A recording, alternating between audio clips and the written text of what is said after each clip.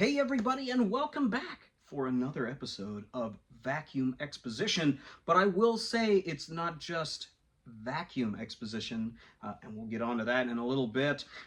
For those that watched last week on our History of the Kirby G4, thank you for everybody that commented or, well, gave me some kudos on the Ultimate G4. It was a really fun project to kind of put together. I realize that it is a little bit of a hodgepodge of two different machines, but hey, sometimes that's what happens. But anyways, we will be getting on to our exposition for today, but for those that have had requests, I did address it in the last video, but if you have made requests relatively recently, I do have a little list in my book that I keep all my video ideas or any plans or anything like that, so I will get through to them. There has been some delays just with the different storage units that I have, trying to make those more usable, and so that I can kind of figure out where I'm needing to go. I'm still unpacking the one that I had to move recently, so I am slowly getting into stuff that I have not seen in a long time. So, but we'll take a look at that at a different time, and we'll probably film out there at some point soon. But anyways, let's get on to our video for today and check out another couple interesting machines. Well, everybody, we are looking at something a tad different than, well, a vacuum cleaner. And I'll get into that in a sec here. But before we get into it, the year was 1972. Things in our history here in the United States were, well, things were a-changin'. Big things like Richard Nixon was in China signing over documents and as well as arranging our trade to open up with China, which would arguably harm the quality of Hoover products as they would start making them much later, but we won't get into that too much. In addition to that, we had things like, the L1011 TriStar, my favorite plane of all times, was, well, they were purchased by Eastern Airlines and were flown out as one of their flagship big body airplanes after a snafu with trying to get brand new 747s. From Boeing, as TWA, or Trans World Airlines, ended up taking the slots that Eastern was supposed to get. So big history with the jet age, jet travel and everything like that. One other big thing that, of course, I had to mention for all my car guys out there, 1972, very important year for the Dodge Challenger, actually, because that's when they moved away from, well, the typical front end of the 1970 and 71, 70 kind of having a big, large, open mouth grill, to 71 that had, well, the grill that has been made more reminiscent on the newest Challengers. It kind of had a split down the middle. 72, they went to a trapezoidal shape, and well, is one of the lesser desirable models of the Dodge Challenger, in addition to the 73 and 74. So big in any of the muscle cars as well. But 1972 had not only big developments in the United States, but we also saw big developments in cleaning products. Now, previous to this, we had Hoover introducing different new top-of-the-line models of their previously introduced models. Like, for instance, we had the Hoover Dial-A-Matic from 1972, model 1178. This would have been the third iteration of their new self-propelled vacuum line, which was in competition with people like Eureka, as well as others that had started introducing self-propelled vacuum cleaners to help with, well, the ease of pushing a big expensive vacuum cleaner across the floor, as well as the Hoover model S3616 floor polisher. Now, I know what you're saying, Carl, why are we talking about a floor polisher when you do vacuum exposition? And I'm glad you asked or wondered or even thought about that, because these two were in the same set together. And I'll show some ads for, well, this lineup right here.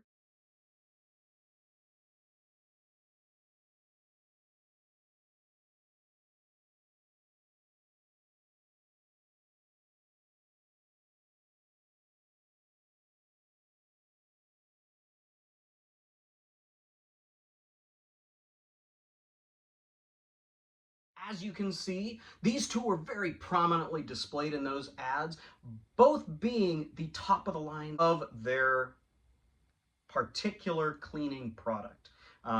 The Dial-A-Matic being the top of the line upright vacuum cleaner. You still could get a Hoover convertible as well as different stick vacs to do your various carpets and floors, but the Dial-A-Matic was the top of the line. It was their clean air upright. So by that meaning, you would have all suction coming through, there'd be a bag inside of here, and then you had your exhaust out here that would go through a filter producing filtered air, or at least that was the intention of these uprights. So this particular machine was the third iteration of it, like I said.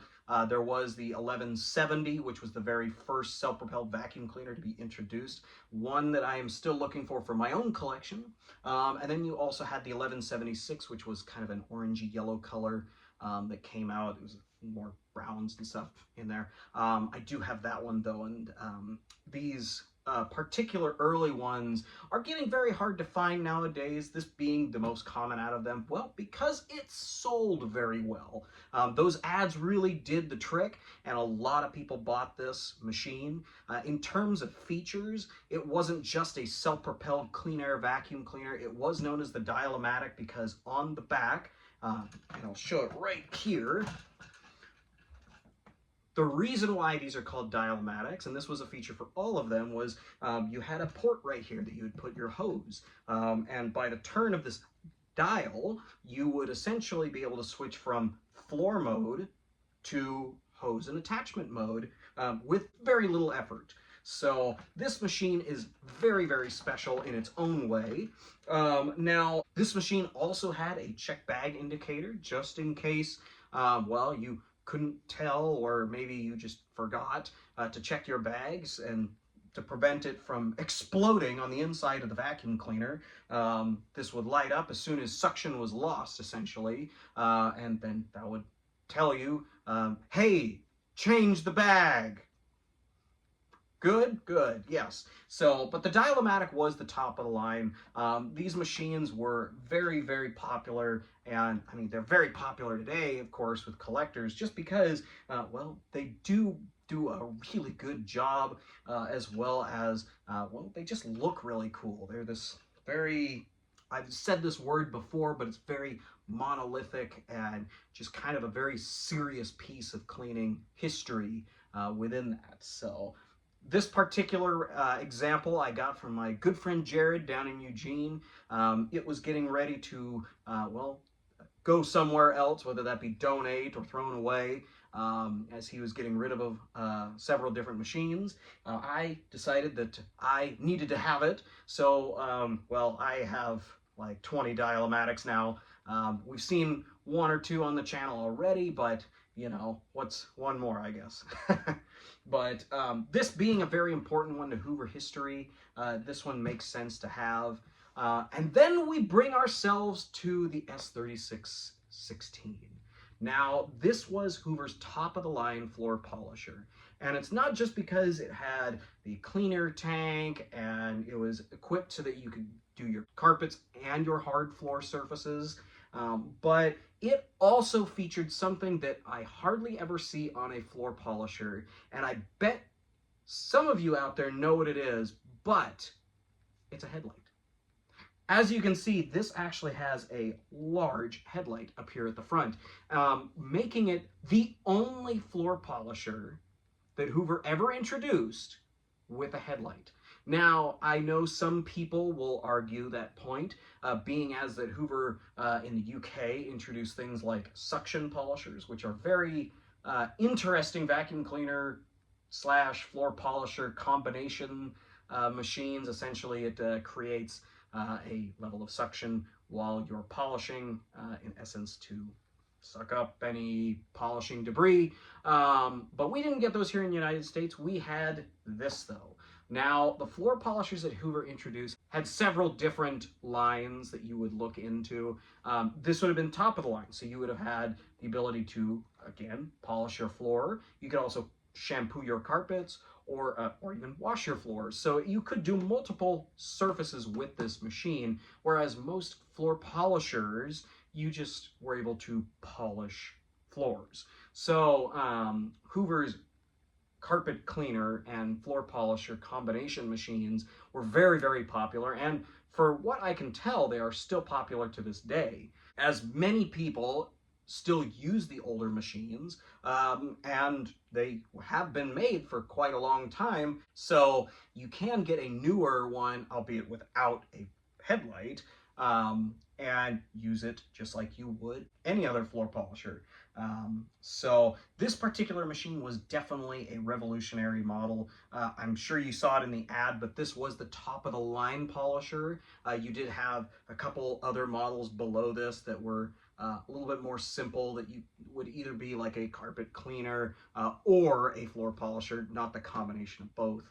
On this machine, you would have had not only the feature of the headlight, but you also would have had your tank right here that would pop out, and you'd put your cleaning solution or your polishing solution in, and then done your floors. And then it also had different settings appear on the handle to do, or to go from the carpets versus floors. So it was a very, very interesting machine when it came out. They are not easy to find. This one is almost 100% complete. This would have originally had a decal along the front here that said Hoover on the front, but unfortunately that had gotten lost before the previous owner had it. This actually came from the estate of Jason Huber, aka Jay Devine. He had this and used it very sparingly when he had it. I mean, maybe a handful of times he told me he had used it, but it was prominently displayed in his vacuum gallery until I got it, and now it is kind of displayed in my little display room in my my little shop at the storage unit. So I figured it was time to get this bad boy out and do a video on it. So being as these two were both prominently advertised, I figured why not do a video with both of them, because it just made sense. Top of the line, 1972, let's go, baby, you know. And I have always read through and reviewed the ads for these, and I've absolutely loved seeing, like, hey, this is the best we've got when it comes to an upright, and this is the best we've got when it comes to a polisher or a cleaner. So seeing those ads and reading through them, you don't usually see all the machines from an ad together, or the two that were displayed together. So that's why I thought, it was very important to get these two together today, and do a video on them. Now, doing a vacuum exposition on these is going to be a little bit different. Obviously, I can do this on carpet, but I don't have carpet cleaning solution. So we're actually going to do a floor polish or floor clean in a hard surface area of my apartment. But we'll do the regular old vacuum exposition on the Dial-A-Matic right where we are, like usual. So let's get on to that and see how these two do. Well, I figured we'd start off with the Dial-A-Matic, just being as it was here. So let's get this thing turned on. Now, it previously was described as one of the better Dial-A-Matics that Jared had, so I'm eager to get this thing out and make some passes on the floor. So let's get going.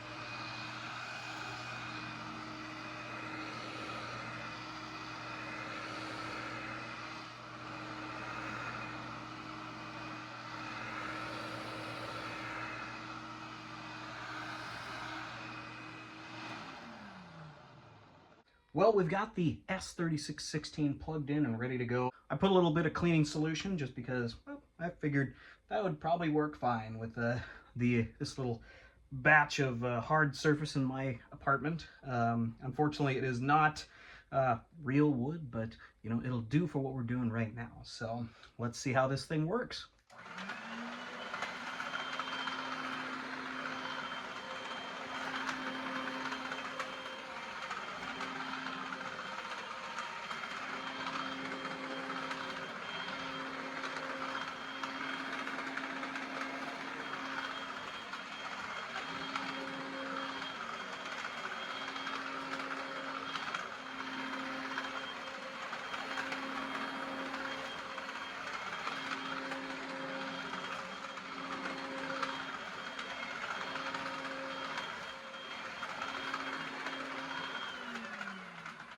everybody, thank you again for joining us today. This was a really fun video to make, and these are two really cool machines, especially ones that are getting harder and harder to find every day. 1972 definitely had the really good cleaning products available from Hoover, and really did a good job considering they're, you know, over 50 years old and still doing better than a lot of the stuff you find at Walmart. So I'm really happy to have these two things in my collection. Of course, they're not going anywhere, one being from Jason and the other being from my friend Jared.